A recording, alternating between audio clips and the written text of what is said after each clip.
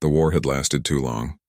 The great Zareth Empire, once feared across the stars, was breaking apart. Their fleets were burning, their cities falling. And their queen, Syraxis the Unyielding, stood in the middle of it all. Her once shining armor cracked and dim. Her flagship, Valthera, floated in orbit above a dead moon. Fires burned through its long halls. The crew moved quietly, afraid to speak too loudly in the queen's presence. Even the bravest soldiers bowed their heads when she passed. Everyone had seen it, the queen's armor, the symbol of Zareth power, shattered during the last battle. That armor was more than metal. It was alive, a sacred fusion of flesh, crystal, and energy. It bonded to the bloodline of the royal family. It could heal wounds, amplify strength, and command entire fleets with a thought. But now the core was cracked. The inner light had gone dark. Without it, Syraxis could no longer lead her armies as the voice of the empire. Without it, she was just a wounded leader in a dying war. She stood before the broken armor in the center of the repair chamber. Sparks flickered across its surface. Her reflection looked strange in the dull plates, like a ghost of who she used to be. Her advisors stood behind her in silence. "Your Majesty," said High Advisor Krell, his thin voice trembling, we have no royal engineers left. They died in the last assault." Syraxis turned her head slightly, her eyes glowing faintly blue. "Then find one," Krell swallowed. "There are none to find, my queen." The silence that followed was heavy. The crew waited for her to scream, to strike, to release her anger. But she only exhaled slowly. The Zareth Queen was not one for panic. "Then find someone else," she said coldly. "Someone who can make it whole." Krell hesitated again. "There is one. But he is not Zareth," her gaze sharpened. "Explain." Krell looked at the floor. "A prisoner from the human warship Dauntless. He is an engineer. The records say he repaired fusion drives with his bare hands. He was found alive in a life pod." At the word human, the chamber filled with whispers. The Zareth despised humans. Fragile, chaotic, and far too emotional. They called them mudwalkers, born from a backward world who barely understood advanced technology. Syraxis raised one hand. "Silencing everyone. Bring him," she ordered. Hours later, 2 guards dragged a man into the chamber. His clothes were torn, his hair messy, and there was blood on his face. Yet his eyes were steady, blue, and calm. His wrists were bound, but he still stood straight. He looked around at the glowing armor pieces and muttered, "You've got a mess here." The guards slammed his shoulder, forcing him to kneel. "You will not speak unless the queen commands it." One barked. Syraxis stepped forward. The air seemed to bend around her presence. Her tall form, covered in a long royal cloak, made even the proudest warriors tremble. Her voice was soft but sharp. "You are human?" "Yes," he said. "Lieutenant Elias Ward, Engineering Division." Her expression didn't change. "You repaired engines on your ship?" "Yes," Elias said. "And life support systems and power cores and whatever was broken. You can fix this?" she asked, pointing toward her shattered armor. He looked at it carefully. "I don't know, but I can try." The entire room gasped. The queen's personal armor was sacred. No outsider could touch it, especially not a human. Krell stepped forward quickly. "Your Majesty, this is madness. That armor carries your royal essence. If the human's hands defile it, it may reject you forever." Syraxis didn't move her eyes from Elias. "If it cannot be repaired, then it no longer matters who touches it," she said. Then she spoke to the guards. "Unbind him." They hesitated. She glared. They obeyed instantly. Elias rubbed his wrists, then stepped closer to the armor. He crouched beside it, touching one of the broken plates gently. Tiny sparks ran up his fingers. The alien guards flinched, expecting him to scream, but he didn't. He only nodded, thinking. "This thing's alive," he said softly. Syraxis raised an eyebrow. "It is bound to me. It obeys only royal command." "Yeah," he murmured, "that's the problem." She frowned. "Explain." He glanced up. "You've got feedback damage in the core. Too much power went through a weak link. It's not just broken, it's scared." The queen blinked. "Scared?" "Yeah," Elias said simply. "You push it too hard, it breaks. You treat it like a weapon, it resists.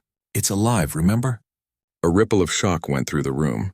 A human calling the royal armor afraid? It was blasphemy. Krell stepped forward again, furious. "Enough of this. The creature mocks us." "A silence," Syraxis said, her voice like thunder. Everyone froze. She looked down at Elias again. "You may proceed, human." He looked surprised. "Really?" She nodded once. If you fail, your death will be swift. If you succeed, You may walk free. A small smile touched Elias's lips. Deal. The next few hours were strange for everyone on the Velthara. Inside the chamber, Elias worked quietly, surrounded by alien tools and glowing energy conduits. The armor lay open before him like a wounded creature. He spoke to himself as he worked, muttering words no one understood. Crossfeed circuits fried, secondary membrane cracked. Who designed this nightmare?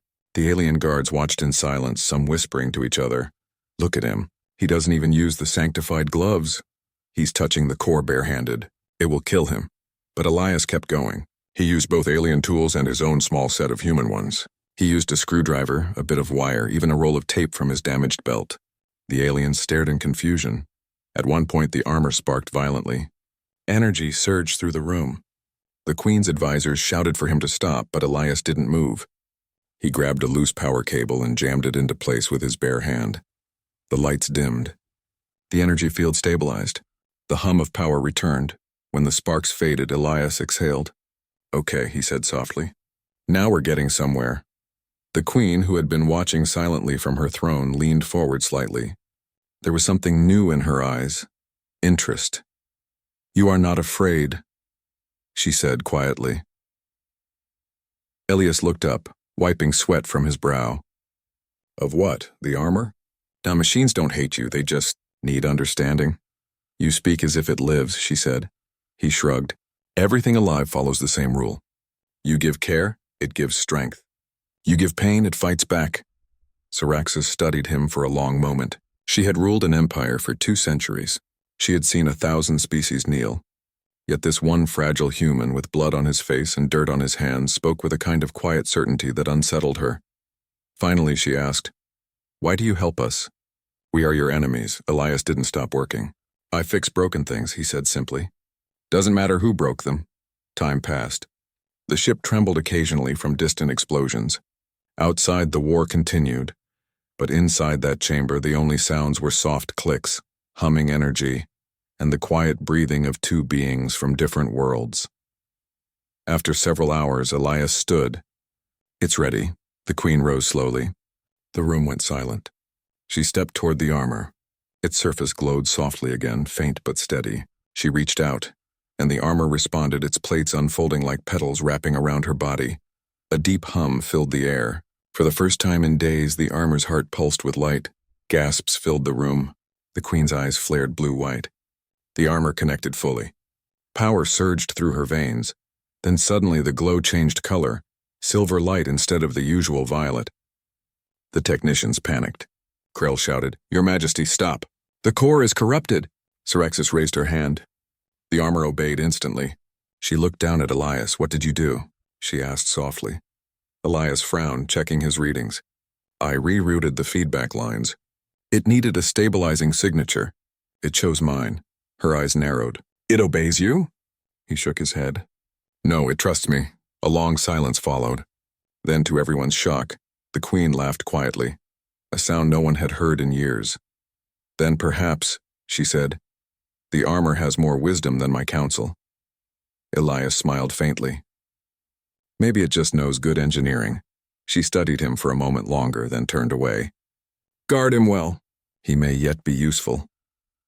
As the guards led him away, the Queen looked down at her restored armor. It felt different, lighter, faster, stronger. And in the quiet hum beneath her skin, she could almost feel the trace of a human heartbeat. That night, in her private chamber, Queen Syraxis stood by the window, looking out into the endless stars. Her reflection in the glass showed the repaired armor gleaming once more. For the first time in many years, she whispered softly to herself, Who repaired my armor? The words echoed faintly, and she remembered his calm voice, his strange courage, his hands working without fear. A small smile touched her lips. A human, she murmured. Of all things, a human. The next day on the flagship Velthara began with silence. The great halls were cold, and the soldiers walked carefully, whispering about the strange human who had healed the Queen's sacred armor. Some called it luck. Others whispered that it was heresy, but Queen Syraxis herself said nothing. She simply ordered, Bring the human engineer back to the repair chamber. Elias Ward was already awake when the guards came for him. He had spent the night in a small metal cell, sitting cross-legged on the floor, staring at the strange tools the aliens had given him. His body still ached from the energy shock he took the day before, but he felt proud.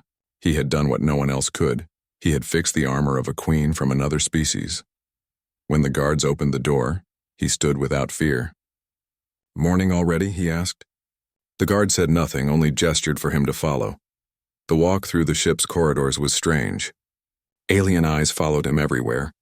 The Zareth soldiers were tall, their skin silver blue, their eyes glowing faintly. Elias looked small beside them, but he didn't care. He was used to being underestimated. When he entered the main repair bay, Queen Syraxis was already there. Her armor gleamed once again, smooth and strong, but the faint silver glow still lingered, his repair signature. She turned her head slightly when he entered. "Human," she said, "you stand before me again." Elias gave a half-smile. "You did say you might need me again." A low chuckle came from one of the alien guards. The Queen's expression didn't change, but a faint hint of amusement touched her voice.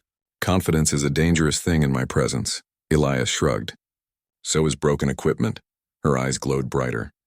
"You have courage, human. Or foolishness, I am not sure which." "Usually both," he said. Syraxis gestured to the armor's power chamber. "It functions, but something feels different. It responds faster, more fluidly, as if it knows what I will do before I do it." Elias nodded. "That's good. It means the neural sync is working properly." She tilted her head. "Explain." "The armor isn't just reading your commands anymore," he said, pointing to the glowing circuits. "It's anticipating them. You act, it reacts instantly, no lag. It's like a reflex. Your kind builds such things?" He smiled. "Not like this. Humans build machines that break. Then we learn how to fix them better. That's our advantage." Her eyes narrowed slightly, thoughtful. "You fix and you improve." "Yeah," he said softly. "We survive by learning from failure." The Queen turned away, her long cloak flowing behind her. "You may continue your adjustments," she said. "You will have access to our engineering bay. I want this armor perfected." Elias blinked. "Wait, I'm allowed to touch royal tech again?" "You already have," she replied without turning. "You are either my greatest mistake or my greatest asset. We will see which." For the next several hours, Elias worked under close watch. Alien engineers observed him from a distance, whispering among themselves. "He uses primitive tools," one muttered. "His methods have no logic," said another. Yet every time they expected failure, something surprising happened. The armor stabilized, the energy patterns grew smoother, and the Queen's connection with it deepened. At one point, Syraxis herself came to watch him work. She stood silently, her presence heavy, but Elias seemed completely at ease. He was sitting on the floor with parts spread around him, humming an old Earth tune while adjusting an energy core. "What are you doing?" she asked finally. He looked up, smiling faintly. "Fixing your resonance channels." They were out of phase, she frowned. "You hum while working." "Is it a ritual?" "Something like that," he said. "Helps me think." She stepped closer, watching the strange way his hands moved, careful, quick, confident. There was no fear in his touch, no hesitation. The Zareth would never work like this. They followed perfect patterns, never improvising. But this human? He experimented. "What drives your people to such risk?" she asked suddenly. "You work without knowing the result." Elias paused, then looked up. "That's how progress happens. If you only do what's safe, you'll never learn anything new." Syraxis studied him silently. His answer felt human, but also oddly wise. She had ruled for centuries with certainty and control. Yet here was this small, fragile creature teaching her something about courage. Hours later, a sudden tremor shook the ship. The lights flickered red. A deep alarm began to sound. The Queen's communicator activated instantly. "Report," a voice answered, tense and fearful. "Enemy strike craft approaching, Majesty. Their fighters have broken through the outer perimeter." Syraxis straightened. "All defensive systems online. Bring shields to maximum." The ship rocked again. A plasma blast hit the side of the bay, tearing through a bulkhead. Sparks flew everywhere. Several alien technicians fell to the ground. Elias grabbed the armor and shielded the open core with his own body as debris rained around him. "Get back," shouted one of the guards. But Elias didn't move. He wrapped his arms around the core to protect it. His back burned as metal fragments hit him. Still he stayed. When the shaking stopped, smoke filled the air. The queen walked through it, her eyes burning with fury. She saw the human lying beside the armor, coughing, blood on his shoulder, but the armor remained untouched. She stared at him in disbelief. You shielded it. With your body, he smiled weakly. Couldn't let it break again, could I? Her guards looked stunned. The queen slowly knelt beside him, her cold tone softening slightly. You risked your life for it. For me, I told you, he said, still smiling. I fix broken things. Syraxis felt something unfamiliar tighten in her chest. Gratitude, perhaps, or respect. She stood slowly and turned to her soldiers. Take him to medical bay. Heal him. But Majesty, one guard protested, he is human. Do it, she said sharply. That is an order. The guards obeyed immediately. Hours later, Elias woke in the medical chamber. His wounds were patched with strange glowing gel. The walls pulsed with soft blue light. To his surprise, the queen was there, standing near his bed. He tried to sit up. You didn't have to come, you know. I did, she said. You saved my armor. I saved the ship, too, he muttered with a grin. A faint smile touched her lips. Perhaps you did. They sat in silence for a moment. Then she spoke softly. Your people. They are known for war and chaos. Yet you risked everything for something that was not yours. Elias looked at her. You call it chaos. I call it caring. Caring, she repeated as if testing the word. Yeah, he said. We don't like seeing things fall apart. Machines, people, doesn't matter. We fix what we can. That's what makes us human. She was quiet for a long time. Then she said, Perhaps that is what makes you dangerous. He frowned. Dangerous? She nodded. A species that repairs instead of surrenders, cannot be defeated easily. Later that night, the queen stood in her private chamber again, the repaired armor glowing faintly beside her. She placed her hand on its surface. It pulsed alive, strong, and she felt something strange. It wasn't only her own energy now. It carried a trace of the human's presence, calm, steady, persistent. She whispered, You trust him? The armor's pulse brightened once, as if answering yes. She turned to the window, gazing out into the stars. A new thought filled her mind, something she hadn't felt in years. Hope.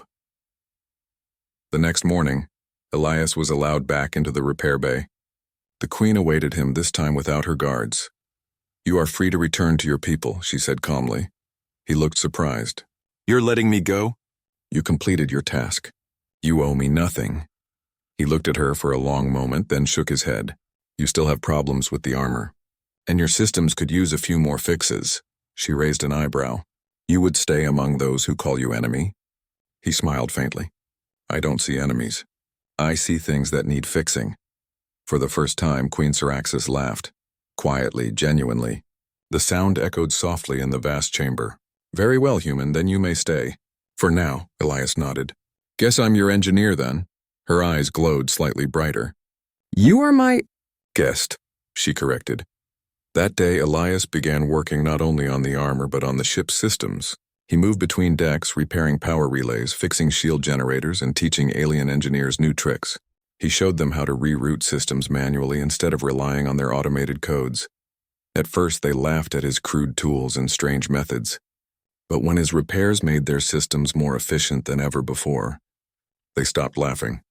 By the end of the week, the ship's crew had a new saying. When something breaks, call the human. In the command bridge, Queen Syraxis watched him through the transparent floor displays. She saw him laughing with her engineers, guiding them, helping without pride or fear. Her people began to whisper new things, not insults but admiration. One of her advisors asked her quietly, Majesty, why do you keep him? She replied, Because he fixes more than machines. That night she summoned Elias to the throne chamber once more. You have done well, she said. But I must know why. What drives you? He thought for a moment. Because one day someone has to build instead of destroy. If we don't, there'll be nothing left worth fighting for. The queen studied him. In her long life, she had heard 1,000 warriors speak of glory, power, and conquest. But none had ever spoken like this human, simple, honest, tired of endless war. She said softly, You are unlike any creature I have known. He smiled. Get used to it. Outside, the stars glowed faintly as the Zareth fleet regrouped. The queen's armor shone brighter than... The day began with thunderous voices echoing through the high towers of the vile Ther. Queen Syraxis stood silently in her throne chamber, arms crossed, eyes glowing faintly blue. Around her, the High Council of Zareth fumed. "Your Majesty," snarled General Vale, a silver-scaled veteran with scars running down his face. "You have allowed a human, a primitive, to repair your sacred armor. Do you not understand what this means?" Syraxis did not respond immediately. Her eyes scanned the chamber, lingering on each counselor's worried face.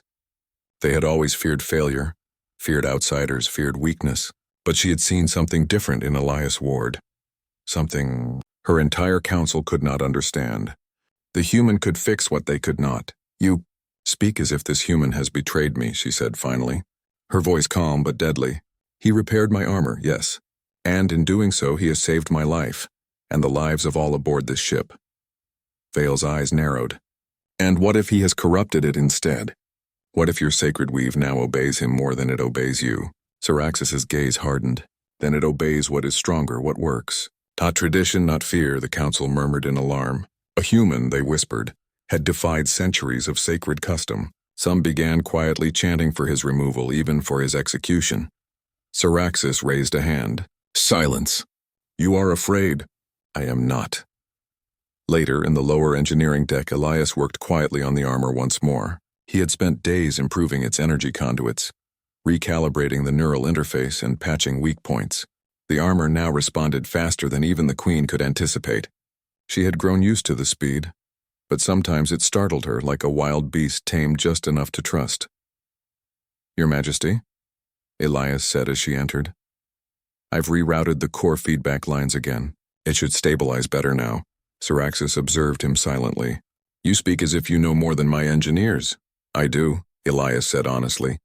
"And not because I'm smarter. Because I don't follow the same rules. I experiment, I adjust, I fix what doesn't work." She studied him for a long moment. "Your kind is strange. Fearless in ways that can be dangerous," Elias shrugged. "Or maybe helpful. Depends on how you look at it." She didn't answer. Instead, she watched as he adjusted the delicate neural links, his fingers moving fast and precise, yet gentle. She noticed a small detail no Zareth engineer had thought of, a stabilization shard he had placed beneath the central power core. It hummed faintly, glowing silver against the usual violet. A human touch, and it worked. Word spread quickly through the ship. The human engineer had repaired the Queen's armor. Some soldiers whispered in awe, others with fear. A few brave ones began following him, wanting to learn. They had always relied on ancient codes and automated tools, but Elias showed them something new, logic and courage combined. That afternoon, the Queen summoned him to the command bridge. The viewports displayed the remnants of battle outside. Zareth ships drifted silently, some burned, some disabled. Beyond them, the enemy fleet loomed, hundreds of unknown craft, strange and relentless. "Human," she said, "explain this to me. My armor now responds in ways I did not command. It anticipates my movements. Is this safe?" Elias leaned over the console. "It's safe for you, Your Majesty. It's dangerous for anyone who tries to control it against your will. It reads your intentions, your neural signature, and reacts instantly." Syraxis felt a flicker of unease. She had always been the master of her armor, the symbol of the Empire. Now a human had altered that power, and part of her feared she might be losing control. Yet another part felt respect. "You've made it stronger," she admitted. "I've made it better," he corrected. "It trusts you, but it also trusts me to stabilize it. Together we are faster, stronger. You won't be caught off guard again." The Queen's eyes narrowed. Together. The word sounded strange on her tongue, foreign yet not unpleasant. Meanwhile, in the council chamber, dissent grew louder. Vale paced, slamming his claws against the floor. "Majesty, you endanger the Empire. This human. He is not Zareth. He does not understand our sacred codes. One day he may turn the armor against us." A low murmur of agreement ran through the council. Some demanded the human's removal. Some whispered that the Queen had lost her mind. Syraxis stood, her glowing eyes fixed on them. "Enough, the human has saved my life. He has improved the armor, and the Empire lives because of him. If you cannot see this, you are unworthy of command." A few counselors paled. Some lowered their heads. Silence followed, tense but uneasy. For now the Queen had won. But Vale's hatred did not fade. The next hours passed in tense preparation. Enemy fighters swarmed the perimeter of the Zareth fleet, firing plasma blasts and disrupting shield networks. The Queen's flagship shuddered under the assaults, the bridge shaking with each hit. Elias worked in the engineering bay, recalibrating shields, rerouting energy to deflect incoming plasma.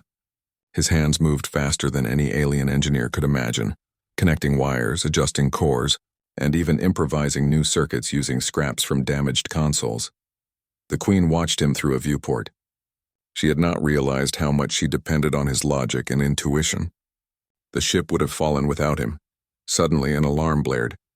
The main energy conduit feeding the shields was about to overload. Sparks flew. The alien engineers froze in panic. Elias didn't hesitate. He jumped onto the conduit, hands gripping live wires. His body arched, muscles straining as he rerouted the power manually. Sweat ran down his face. His fingers burned, but he continued. "Elias," the Queen shouted through the comms. "Be careful." "I'm fine," he yelled back. "Just hold on, Majesty. We're not going down today." The conduit stabilized.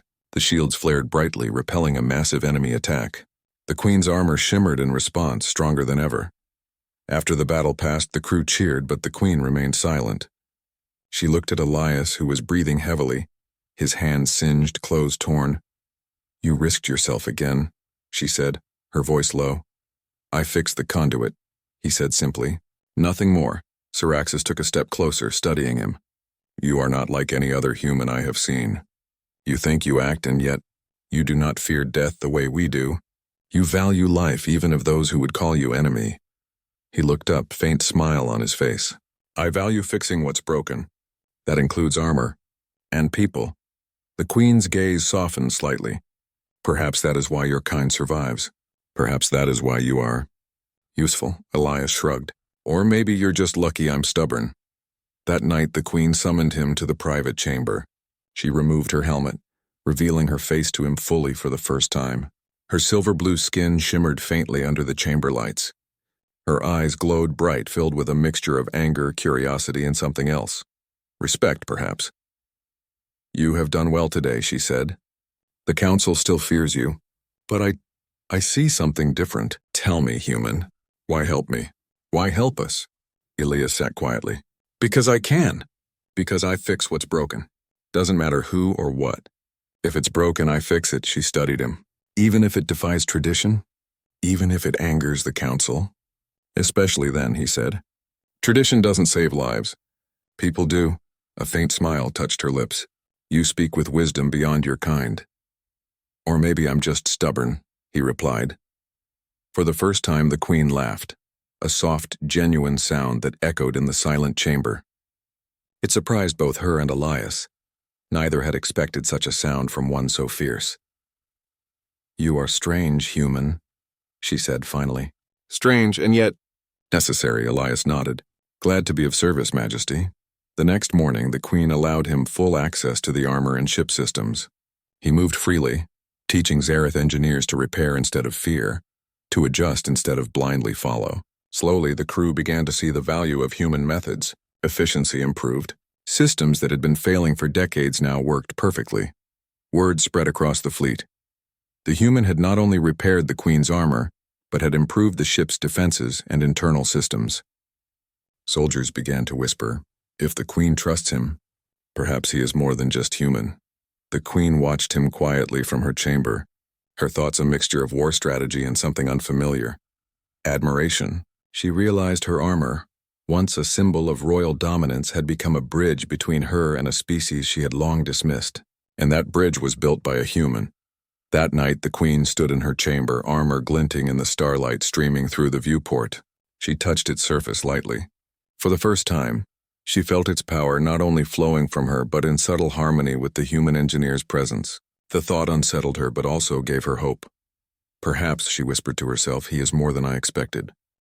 The Vale Thara trembled as the enemy fleet descended into the star system. Hundreds of dark angular ships swarmed across the void, plasma fire lighting up the black expanse. The Zareth flagship moved like a predator among the wreckage, its hull scarred from previous encounters. Inside, the air was tense, thick with the smell of ozone and energy discharge. Queen Syraxis stood on the command bridge, her armor fully restored, glowing faintly silver and violet. The new energy resonated differently now, subtly pulsing with the human engineer's adjustments.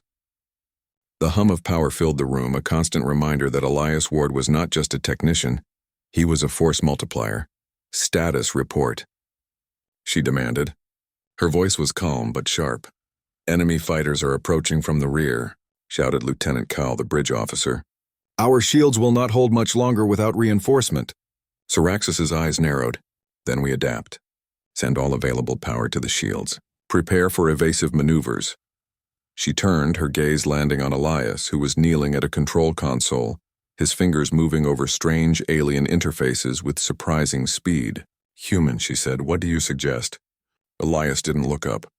If we reroute power from the secondary weapon systems to the shield matrix, we can maintain maximum coverage longer. But we need someone to manually stabilize the conduits. I'll do it. You will put yourself in danger, she said. I'll survive. He replied with a faint grin. Trust me.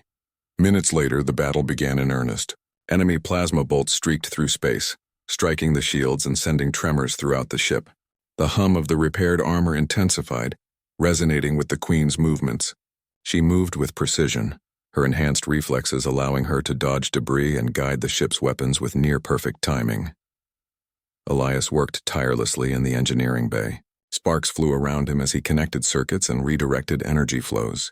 The heat was intense, the stress immense, but his focus never wavered. Each adjustment amplified the ship's shield strength and weapon efficiency, turning the vile Thera into a moving fortress. Through the viewport, the Queen observed the humans' work with growing respect. She could see the difference already. The enemy's attacks were deflected, their formations breaking under precise counterfire. And yet there were too many of them. The enemy had numbers, speed, and ruthless coordination. The Queen's fleet needed more than skill, it needed ingenuity. That was where Elias came in. A sudden alarm blared. Dreadnought approaching, capital-class vessel closing in fast. Kyle shouted. The enemy flagship, massive and armored, surged toward the Zareth fleet like a dark comet. Its weapons glowed bright with lethal energy. Syraxis clenched her fists. Divert all remaining power to the main cannons. Prepare for boarding. Human, I need your input. Elias jumped to the console, scanning schematics and power matrices. If we overload the shield harmonics in sequence, we can create a temporary energy window. It's risky. It could fry the conduit, but it's the only way to breach their defenses. Do it, she said. The engineering bay shuddered as Elias guided the energy pulses, stabilizing them just long enough for the fleet to fire. The enemy dreadnought shuddered violently as its shields flickered and failed. The Zareth capital-class ships poured fire into the opening, tearing through its hull. Boarding parties ready, Syraxis commanded, her armor responding instantly to her thoughts. She felt Elias's stabilizing influence through the ship's systems. Their connection was unspoken, precise, almost instinctive. Moments later, a squadron of enemy soldiers teleported aboard the Vael Thera. Chaos erupted in the corridors as Zareth troops engaged them in close combat. Syraxis moved with lethal grace, her armor amplifying every strike. Her claws slashed, her legs kicked with superhuman force. Each movement was anticipated, enhanced by Elias's adjustments to the neural synchronization. Elias ran beside her, wielding a plasma spanner like a weapon. He neutralized traps, disabled energy barriers, and patched broken conduits on the fly. Together, they moved through the ship like a single unit, the Queen leading with lethal precision, the human keeping systems alive and turning hazards into advantages. At one point, a plasma bolt struck a corridor junction, sending energy arcs across the floor. Zareth soldiers froze in terror. Elias didn't.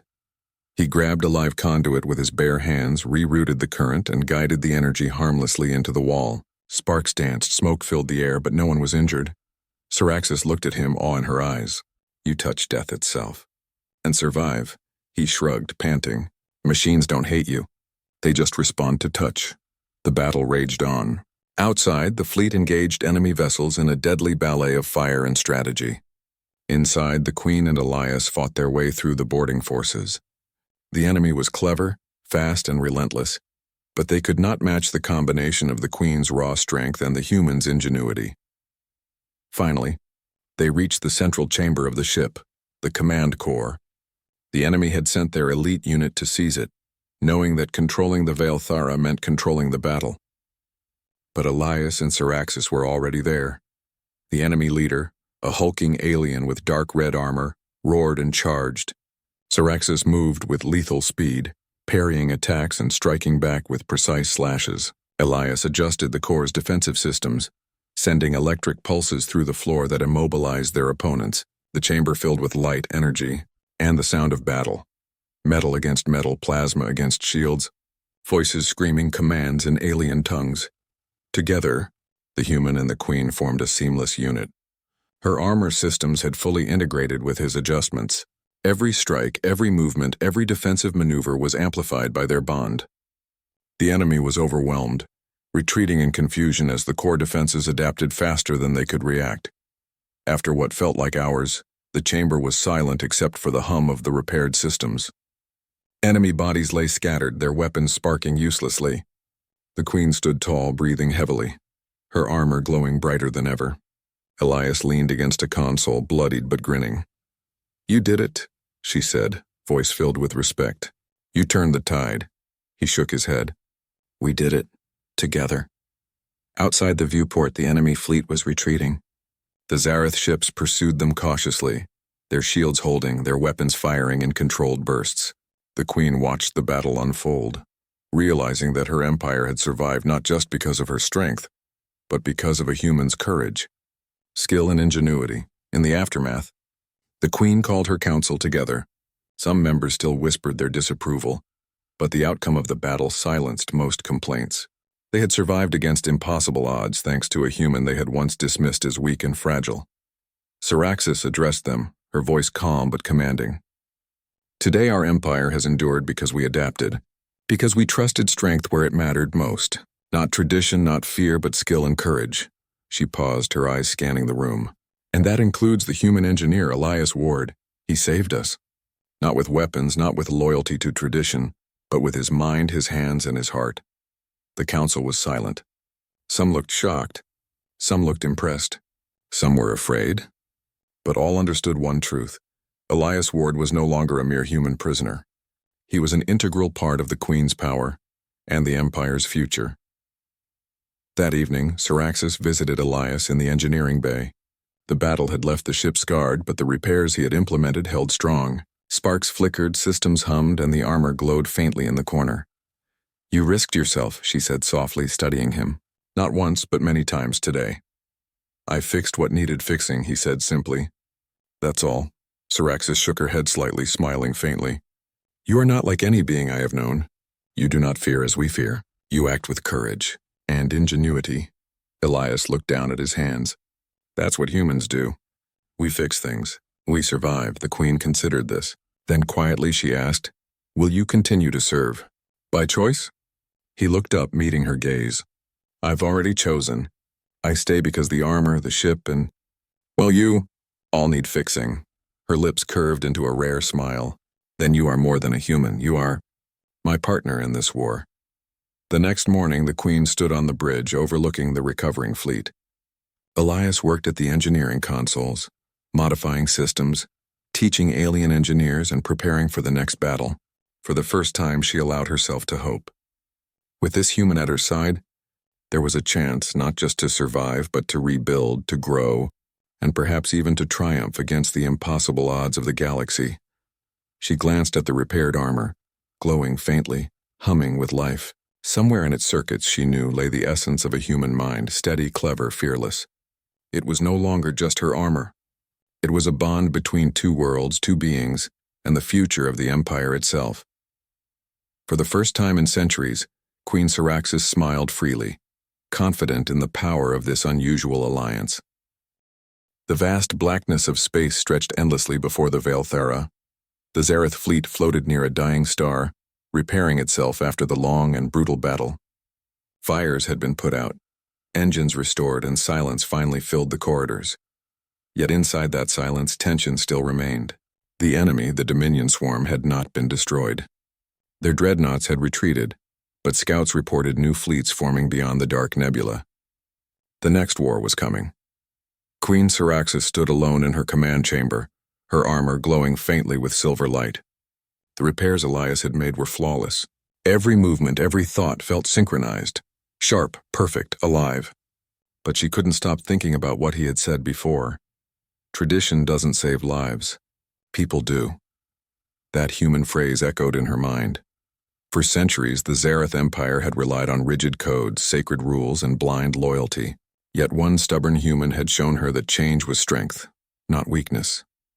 In the lower decks, Elias worked tirelessly. He barely slept, his hands covered in grease and burns, but he didn't care. He had grown attached to this ship and its people, especially to the Queen. He had never met someone like her. Proud, fierce, but capable of learning, of changing. He was checking a coolant line when an alarm suddenly blared. Warning, hypergate breach detected. Enemy fleet emerging at Vector 93. The calm after the storm was over. The Dominion had returned. The Vile shuddered as enemy ships burst into real space. The sky outside turned red with plasma fire. Explosions rippled through the outer defense line as smaller Zareth vessels were torn apart. "Shields up," the Queen shouted. "All stations, prepare for combat." Her armor locked into place, humming with power. She turned toward the engineering deck. "Elias, report. Working on the power cores." He shouted through the comms. "We're running hot already. If we overcharge, the whole ship could blow." "Then we will fight until it does," she answered. But Elias was already moving. He grabbed a toolkit, ran to the fusion conduits, and began rerouting energy. Sweat rolled down his face, but his hands were steady. He knew the systems better than anyone now, better than any Zareth engineer. "Come on, baby," he muttered to the ship. "Don't fail me now." On the bridge, the Queen's eyes glowed bright blue. The enemy flagship loomed ahead, a massive black spear of metal bristling with weapons. "Fire main cannons!" she commanded. The Vile unleashed a beam of pure energy, slicing through space and striking the enemy's hull. The Dominion vessel staggered but then fired back. A crimson bolt slammed into the Vile, tearing open a section of the lower decks. The ship lurched violently. Alarm screamed, "Contain the breach," Syraxis ordered. But one voice cut through the chaos. "Engineering bay hit." Her heart froze. The lights flickered in the engineering section. Smoke filled the air. Elias coughed, blood trickling from his forehead. A fire raged near the main conduit, threatening to melt the core casing. He could feel the vibration of the failing systems beneath his feet. He grabbed a hose and a plasma spanner, ignoring the heat. Sparks burned his arms, but he didn't stop. He patched the coolant leak, reattached the circuit, and forced the power back online. "Come on," he whispered. "You're not dying on me today." Through the comms, Syraxis's voice came, strained but commanding. "Elias, report your status." He coughed and laughed weakly. "Still breathing, barely. Get out of there. That section is collapsing." "Not until the shields are back up." There was a pause. Then quietly she said, "You defy my command again?" "Always," he said with a grin. "That's how humans work." Up on the bridge, the enemy launched another wave of fighters. The Queen clenched her fists, rage and worry burning in her heart. She had commanded millions of soldiers, destroyed entire fleets, but this one human made her feel something she didn't understand. Fear, not for herself. For him. "Reroute auxiliary power to his section," she shouted. "Protect the engineer." "But Majesty, do it." Her armor flared and she marched toward the lift. The Queen entered the smoke-filled engineering bay moments later. Flames danced around broken consoles. Elias was on one knee, gripping a melted panel, his face pale but determined. "Elias," she called. He turned, smiling faintly. "Took you long enough." She moved toward him, her armor absorbing the heat. "You risked your life again." "Yeah," he said, tightening a bolt. "And I'll do it again. Because you need this ship, and this ship needs me." "You are reckless," she said softly. "And brave," he smirked. "That's the human way." Then the alarm screamed again, core instability detected. "Collapse in 30 seconds!" Syraxis's eyes widened. "We must evacuate, now." But Elias shook his head. "If I leave, the core will detonate. The ship will go with it." She stepped forward. "Then we fix it, together." The two worked side by side as the ship groaned around them. Syraxis used her armor's energy fields to stabilize the core housing, while Elias manually adjusted the coolant flow. Sparks erupted, heat blasted through the room, and metal screamed, but neither stopped. 10 seconds. Elias shouted, Almost there. 5 seconds. Syraxis reached out, grabbing the final control lever. Now! Together, they slammed it down. The ship went silent. The lights flickered. Then steadied. The core stabilized. The Queen and Elias stood in the glowing light, both breathing heavily, faces inches apart. "It's done," he said, voice shaking. She nodded slowly. "You have saved us again." He smiled weakly. "Just doing my job." Outside, the battle was turning. The Dominion flagship, damaged and overconfident, moved closer for the kill. Syraxis looked at the tactical map and made her decision. "Prepare the lance cannon," she ordered. "Majesty, it's not fully charged." "Do it." She turned to Elias. "We will end this now." He frowned. "But if the weapon overheats," she stepped forward. "You will control the energy flow from engineering. I will aim the shot. Together." Elias stared at her, then nodded. Together. The Queen returned to the bridge, her armor gleaming with power. She connected directly to the ship's targeting systems, her mind merging with the vessel itself. The energy she felt now was not just hers, it was theirs. Hers and the humans. Elias activated the conduits. Power at 90%. 95. The enemy flagship fired again, but the Queen's ship pushed forward, shields glowing bright blue. The Zareth fleet followed her lead, rallying behind their Queen and her human ally. 100%, Elias shouted. Syraxis raised her hand. Fire. The sky exploded. A beam of white-hot energy lanced through the darkness, tearing the Dominion flagship in half. The shockwave rippled through the enemy fleet, breaking their formation and sending them scattering into hyperspace. The Zareth ships roared in triumph, their cheers echoing through every comm channel. On the bridge, the Queen stood tall, her armor crackling with fading energy. She exhaled slowly. It is done. In engineering, Elias slumped against the console, exhausted but alive. Not bad. For a day's work. Later, as the ship drifted quietly among the stars, repairs began. The Queen walked into the engineering bay once more. Elias was asleep beside the core, a wrench still in his hand. She watched him silently for a moment. Then she spoke softly, almost to herself. You are unlike any I have known, human. You bring chaos. Yet from that chaos you build strength. She bent down, touching the repaired armor at her side. You repaired my armor.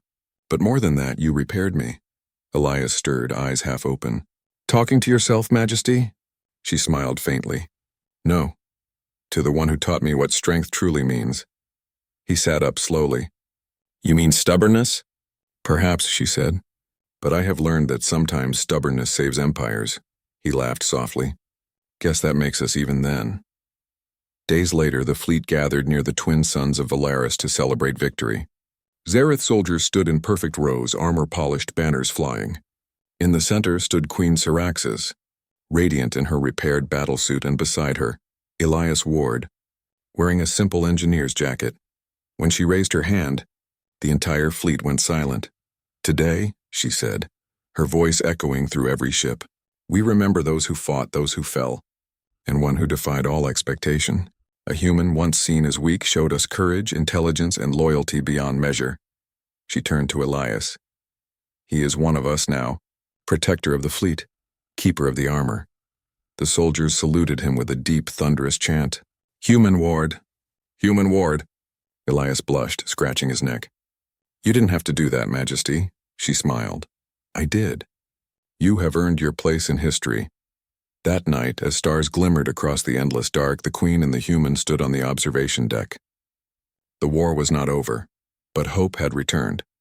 Syraxis looked at him. The galaxy will remember this day. The day a human engineer taught a queen to fight again. Elias looked out at the stars. Maybe the galaxy needed a reminder that humans don't give up. She smiled. Then perhaps we are both Deathworlders now. He chuckled. Guess so. They stood in silence, watching the stars shimmer. Two beings from different worlds, one born to rule, one born to build, united by the same simple truth. Humans fix what's broken. Even queens. Even galaxies.